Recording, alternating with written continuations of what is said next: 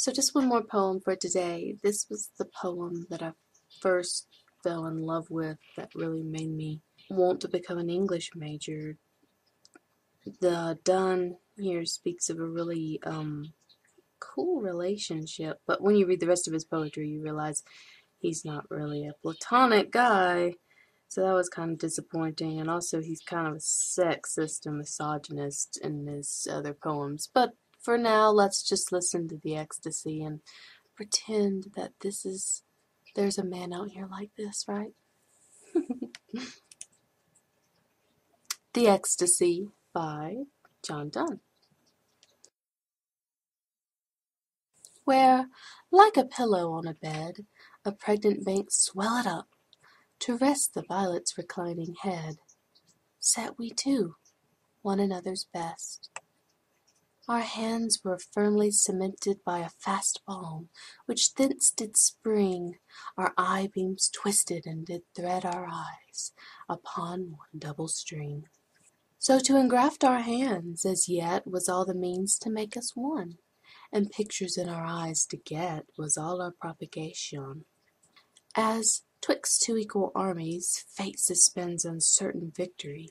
Our souls, which to advance their state were gone out, hung twixt her and me. And whilst our souls negotiate there, we like sepulchral statues lay.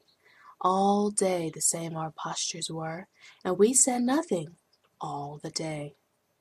If any so by love refined that he soul's language understood, and by good love were grown all mine, within convenient distance stood, he, though he knew not which soul spake, because both meant, both spake the same, might thence a new concoction take, and part far purer than he came.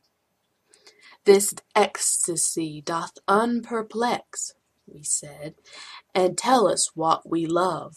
We see by this it was not sex. We see we saw not what did move. But as all several souls contain mixture of things they know not what, love these mixed souls doth mix again, and makes both one, each this and that.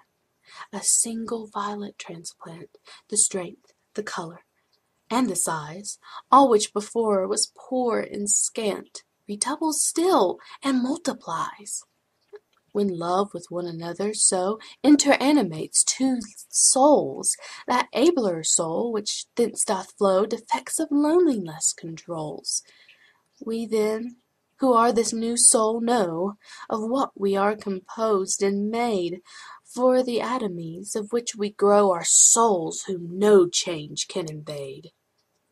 But, oh alas, so long, so far our bodies, why do we forbear? They are ours, though not we. We are the intelligences, they the spheres. We owe them thanks, because they thus did us to us at first convey, yielded their senses, forced to us, nor are dross to us, but allay. O man, heaven's influence works not so, but that it first imprints the air. For soul into the soul may flow, though it to body first repair. As our blood labours to beget spirits, as like souls as it can, because such fingers need to knit that subtle knot which makes us man, so must pure lovers' souls descend to affections and to faculties, which sense may reach and apprehend, else a great prince in prison lies. To our bodies turn we then, that so weak men on love revealed may look. Love's mysteries in souls do grow, but yet the body is his book.